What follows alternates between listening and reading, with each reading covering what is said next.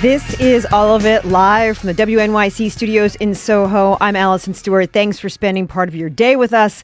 I'm really grateful that you're here. On today's show, the cast and creative team from You Got Older, which is running until Sunday at the Cherry Lane Theater, will join us, as well as a special exhibit from the New York City Department of Records and Information Services. But this hour is devoted to art. On the way, New York Magazine's chief art critic, Jerry Saltz, on his memories of the 90s, the art scene. We want to hear yours as well. But first, let's get things started with Marcel Duchamp.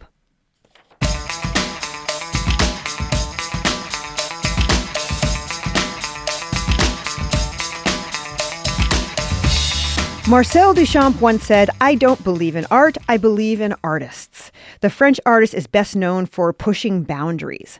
A new show at MoMA is the first U.S. retrospective of Duchamp in nearly 50 years. The show is chronological, looking at all the decades of Duchamp's eclectic career, from his colorful paintings of his youth to his Cubist period, then to his ready-made pieces, urinal and all, that changed the way we think about art. The show examines his life from his time living here in New York to the work he made as an alternative female persona. Marcel Duchamp is now open at MoMA through August 22nd. I'm joined now by its curators, Ann Temkin. It's nice to meet you. Hello. As well as Michelle Kuo. Hi, Michelle. Thank you. And for anybody who wants to see a few photos I took of the exhibition, they're not professional, but they're up on our Instagram, our stories at All of It WNYC. You can follow along as we have this conversation. Michelle, how did Duchamp begin to challenge what we define as art? Well, he challenged it from the very beginning, and you can see as the galleries progress, when you walk in the show, he starts out with a kind of academic styles of painting, learning how to make prints, but then very, very soon he has his first real brush with notoriety. There's the painting that made him famous in 1912 called Nude Descending a Staircase Number 2. It was rejected twice, first by even his close friends and brothers as too strange, and then it created an outrage at the Armory Show in New York in 1913. So I think at that point, as there are many turning points, but Duchamp really decides very early on that he's not going to be part of any movement to subscribe to any kind of group or definition, and then it just explodes from there. And the show is exhibited in chronological order from the beginning of his career until the end. Why did you want to structure it this way instead of going by themes? It may seem like an un-Duchampian thing to do, in fact, right? Because it's very logical. This is the beginning and this is the end. But we have two goals in having done that, and it's kind of contradictory goals. One is that you actually realize that all of his provocative, crazy, iconoclastic art that he's best known for, like the urinal, titled Fountain, these objects that were so-called ready-mades, making works of art that were made just by selecting a store-bought item to call a work of art. All of that came from a background of serious, serious painting. And so as you live his life with him, making painting that gallops through a whole bunch of styles in a matter of a few years, when he decides to give all that up, it's a real sacrifice. It's a forfeiture. And there's kind of been a truism out there for years that he did all of those crazy things because he had no talent. And we wanted to throw that out once and for all and make you see that, no, he was very seriously ambitious as an early 20th century painter, and then very, very dramatically said, I'm done with that. So that sort of sequence is necessary to make that impact.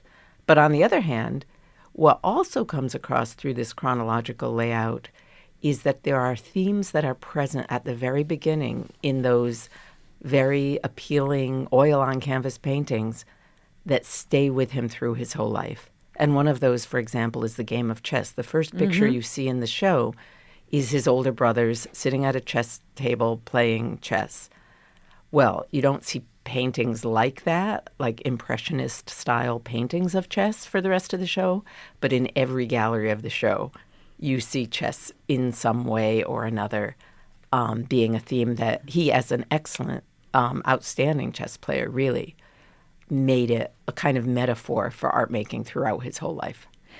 We're talking about the massive retrospective of French artist Marcel Duchamp, open now at MoMA. My guests are Anne Temkin, Chief Curator of Painting and Sculpture, and Michelle Kuo, Chief Curator at Large. Marcel Duchamp is open now through August 22nd. Duchamp was born in France in 1887, but he wasn't the only artist in the family. What do we know about the family that it created these great artists? His siblings were artists as well. Yes, his grandfather was a printmaker and a painter, and then his brothers, who were older, became artists as well. And at a certain point, Duchamp moved to Paris very early on to study academically, but also to be with his brothers in the kind of bohemian world of avant-garde art in Paris at the time. And his sister, Suzanne, also became an acclaimed artist. So Duchamp already was, as he said, in a kind of aesthetic bath in his childhood. And you just see him often in his not only paintings and depictions of his siblings, but also really early works where he's creating experiments with them. There's an amazing piece called Errata Musical, which is a kind of chance-based musical score very early from 1913. And he's thinking of it as an experiment for he and his sisters to sing. And it's a chance-based musical composition. So that spirit of play, but also art making, is just kind of in his bones. And one of the early paintings in the show I just sat there and looked at it for a long time, was of his father. Oh, great. What is noticeable about this work, this piece he does about his father? It's an amazing combination of the sense of filial respect and filial love in two ways. One, as the son of a biological father, but on the other, it's done in a very Cézannian style. And even the portraits of Madame Cézanne that Cézanne painted put her often in a striped upholstered armchair. And Mr. Duchamp is in that same kind of armchair. And the style is very much influenced by Cézanne. So you have this father artist, father kind of doubled in that painting. And I think that accounts for some of the power that you felt. What was the art scene like when he was coming up? So he came up at this amazing moment in the history of art, really, the history of all art, which were these first couple of decades in the 20th century when everything in not only art, visual art, but literature, science, everything was exploding. And so he rode with that wave of a transformation in culture, the likes of which are really rarely seen in history. So he absorbed all of what these avant-garde people around him were doing. But then after about a decade, he, as we were saying earlier, wanted to jump into something just entirely his own. It's very interesting, Michelle. The exhibit contains these beautiful, colorful works of art. You mentioned him playing the picture of his brothers playing chess. They look almost impressionistic when you see them. Were there any hints of sort of the artistic rebel he would become, or was he following a path? I think you see it in another very famous, beautiful, jewel-toned painting of his friend named Dumochel. And there's this kind of almost glow around the figure. And the story of Dumochel is that he was actually an X-ray technician. And so there's this strange, almost X-ray-like glow to the painting. Very early on, it's like Duchamp is already interested in the world that is beyond our visible reach. And that is going to, I think, affect and sort of bloom in all of the work that's about to come. You mentioned Nude Descending, A Staircase Number 2, his sort of controversial work. First of all, why was it controversial? That's a very good question. And it's interesting to see if audiences today can perceive the shock that this painting would have engendered at the time. It is very mechanical looking, so it doesn't look like a normal nude. And the nude is not reclining on a sofa or, lounging as an academically portrayed nude would normally be.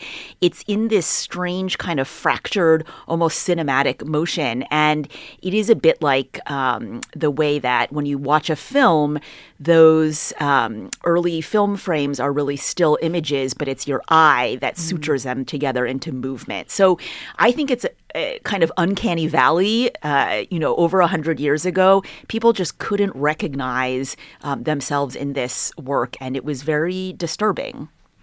And you mentioned this a couple of times that he said, okay, enough. He became a librarian at one point. What do we know about why Duchamp decided to give up painting? He felt if he continued painting in such a way that he needed to earn his living as a painter, he would be making work to please people. Even his brothers, even the avant-garde artists around them who worked in order to sell their art at an art gallery. He didn't have an art dealer his whole life. People, that's interesting. Yeah, people are always shocked by that. He just wanted to speak in the voice he wanted to and not be worrying about appealing. We are talking about the massive retrospective of French artist Marcel Duchamp, open now at MoMA. My guests are Anne Temkin, Chief Curator of Painting and Sculpture, and Michelle Kuo, Chief Curator at Large. Marcel Duchamp is open through August 22nd. Let's talk about the ready-mades. Anne, what is a ready-made? A ready-made is what it sounds like. It's so easy and good. Instead of making a work of art, let's say a sculpture, by chiseling wood or molding clay, he went to the store. And just like you could buy a ready-made shirt off the rack, you could buy a snow shovel and call it what you wish to, which in his case in 1915 was in advance of the broken arm, and hang it up and enjoy it. This is a little bit of the essay question, Michelle. What did the ready-made symbolize? Wow. Well, I think one thing is that there was this enormous pressure or sea change, I think, with the invention of photography for artists, because if there's a machine that can depict realistically a scene better than any realistic painting could, what's left over for the artist to do? And I think in a way, the ready-made is a response to that condition. And Duchamp saw that suddenly it's not necessarily skill or craft that is going to define the work of art. It's actually the act of choosing, and it's an idea. And that's something that the ready-made starts to propose, that Duchamp said it was almost like a rendezvous. And on one of his most famous ready-mades, which is in the show called Comb, the exact date and hour of its choosing is inscribed on the side of the comb. So I love that idea. It's kind of about a moment rather than about a kind of traditional skill. And there's a whole room full of ready-mades. What's one that you'd like people to pay more attention to? Because everyone knows about the fountain. Oh, everyone knows about fountain, which of course is not in that room, only a photograph of it, because like so many of the ready-mades from the 19-teens, these didn't survive because they weren't seen as precious objects, even by him at that time, and so got lost or discarded when he would move, etc. But in that room, there are many smaller ready-mades that were immediately sold to his main patron, who was a man named Walter Arensberg. So all of these Arensberg collection works, by the way, are coming to us from the Philadelphia Museum of Art, our partner. And one of my particular favorites is a crazy one called Why Not Sneeze, Rose C'est la Vie. So the titles always are, as Duchamp put it, another color in the work of art. So Why Not Sneeze is a bird cage which is full of seeming sugar cubes, which turn out to be made of marble, and a thermometer, and a cuttle bone. And the sugar cubes are just piled in this tiny bird cage, and then the whole thing asks the very strange question of why not sneeze? Rose C'est la Vie, and Rose C'est la Vie is his female alter ego. Yes, we need to ask about Rose C'est la Vie. How would you describe this alternate persona? And there are pictures of him, her. So Rose C'est la Vie, first, his impulse was he was just done being just Marcel Duchamp. So he first had been done being Marcel Duchamp, the painter. Then he said, I'm even done being Marcel Duchamp. I want to be a woman. And he picks the name Rose C'est la Vie for its wordplay, one of his great interests in life. It's said properly in French, Eros, like Eros, C'est la vie. That's life. Yes. And really through the show, from the beginning till the end, along with chess, one of the themes that is in every single gallery, like everywhere, is, in fact, erotics and eroticism. Michelle, what do we know about Duchamp's thoughts about gender and sexuality? Well, he's obviously playing with these roles and sees it as fluid in a way. And those photographs of him as Rose by Man Ray are just extraordinary. And then he even creates a kind of branding campaign with them when he invents a perfume line of all things. And that's an incredible work. We also have the original in the show called Belle Hélène, Beautiful Breath. Mm-hmm. And it's an emptied perfume bottle with a label on it that has a picture of Rose on it. And so this idea that this empty perfume bottle is not empty, it actually contains Rose's essence or breath, is something that shows how Duchamp was dealing with gender and, role-playing as something that was ineffable, fluid, ephemeral. I also love a really early drawing that we have from 1909 that's in the show, and the title of it begins ni homme ni femme, like neither man nor woman, and it's of a very dandyish, extraordinarily stylish figure. And so again, really early on, I think he's playing with these different codes in a really brilliant way. He loved words. Words were a big part of his art, we'll say. And what was unique about the way he combined humor and art? It was fundamental to him. And I think one of the great things about the exhibition's visitors that we've been perceiving is that they're getting that. And there's been a huge Duchamp industry of very, very serious art historical research and comment. And so much of him was about pleasure, and so much of that was located in wordplay. And don't forget, he was born French, but spent much of his life in America, but going back and forth between America and France. So he actually used the sort of disconnect between his speaking and writing French and his speaking and writing English, which was slow to come at first, as one of the ways that the wordplay really took off. Like, in that wonderful unfamiliarity with both at an equal basis, and the dissimilarity and the way that he could play on homonyms, for example, that sound like one thing in English and another thing in French. So just like he was neither man nor woman, neither French nor New Yorker, he kept his avenues open. There's an entire room of the exhibit dedicated to his glass work that he spent years on, The Bride Stripped Bare by Her Bachelors Even. Michelle, what was the intention behind this work? Great question. He begins the work, really the ideas for the work around 1912, but then we'll work on it for over a decade. And the original is in Philadelphia, permanently installed there. He installed it there himself during his lifetime. So we have first a gallery of works related to his ideas when he's coming up with this basically strange allegory. He wants to create a new kind of picture, and a new picture that's made out of glass. This is a kind of monumental glass screen almost, and I think of it as a really proto virtual reality in a way, but it's got this amazing two halves of a story. the upper half is a bride that looks a little bit more like a machine, and she's kind of floating in the ether. And then below are these bachelors, and they're yearning for the bride. So to make a long story short, it's almost like a story of machines and love and desire and unfulfilled desire.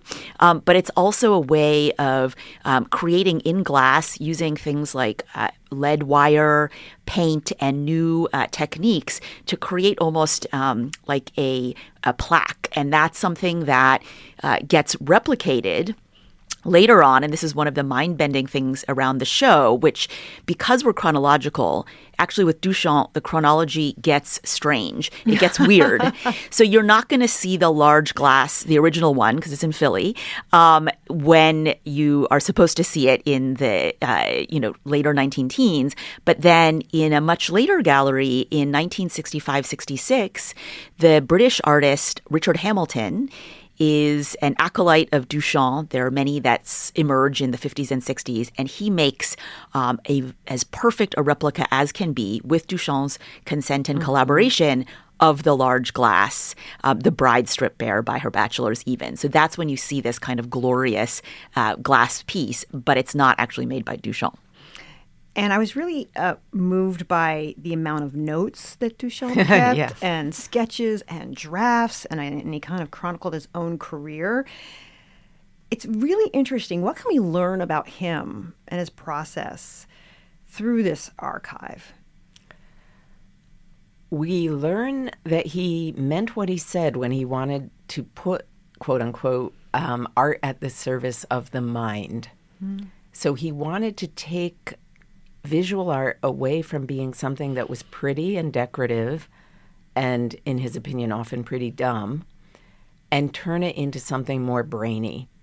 And one of the ways he did that was making enormous numbers of notes to himself and saving them, and then, in fact, reproducing and publishing them throughout his life so that viewers, regular people who would see his art, would also see literally his thinking. And he, like, for example, he published many, many dozens of notes for the large glass, the bride stripped bare. And he said that the large glass was not complete without the notes, which he said like were a Sears Roebuck catalog for the large glass. And, of course, the notes were not complete without the glass. But he wanted his brain on display. He wanted his idea making to be as much of his art as the visual object that you perceive. Okay, the hard question. Michelle, someone who's going through this enormous exhibit, you need a good amount of time to go through it. Where would you like them to spend a little extra time? Oof, that is hard. I love, of course, all the galleries, but I do love the gallery we were just talking about of all of these replicas from the 1960s, including the replica of the large glass that we have. But when you walk into that gallery and you're just surrounded by multiples of multiples. Suddenly you're in a hall of mirrors. There are these ready-mades that you hadn't seen before because they're lost, or there's ready-mades that you have seen before, and now these are replications of them. So another urinal, multiple urinals, multiple bottle racks, new iterations of Ella Q, the Mona Lisa with a mustache. So what you're seeing is actually a sort of efflorescence in the 1960s of a new generation taking interest in Duchamp's ready-mades. And because many of them are not around anymore, sometimes they were just thrown out as ordinary seeming objects. For example, the Italian dealer Arturo Schwartz has the idea to remake these, but to refabricate them from scratch with artisanal Italian workshops. Wow. So you'll see something that was industrially produced originally, like a urinal that you bought off the shelf, but this one has been recrafted by these Italian workshops. So it's totally perverse. And I just love walking into that and being this kind of fun house of these replicas. What about you, Anne? Where would you like people to spend an extra moment or two? Well, there's a gallery right at the center of the show that from the start we conceived of as a kind of show within a show. And that is the big display of his box in a valise. And the box in a valise is something that he began when he was 50, and he decided to make what he later called a portable museum of all the works, or almost all the works, that he had made up until that time. And you have to remember, this is at a moment at 50 that he's never had a museum show. He's never had a museum buy a work of his. He's still just known to a tiny circle of avant-garde fellow artists. But he decides he needs a retrospective. And he spends 5 or 6 years making these beautiful, very, very beautiful miniatures of all of his works and packs them up in a leather valise. And in fact, makes enough that there would be 320 of them to sell to people, thinking that there will be 300 some people who want these, which wasn't the case right away, for sure. And we, for the first time, present a display of great detail of a great many of these boxes so that you can kind of wander through his own retrospective of himself in miniature before and after you've been wandering through all of those objects in real life scale. It's a cool room. Marcel Duchamp is open now through August 22nd at MoMA. My guests have been curators Anne Temkin and Michelle Kuo. Thank you for coming to the studio. Thank you. Thank you so much.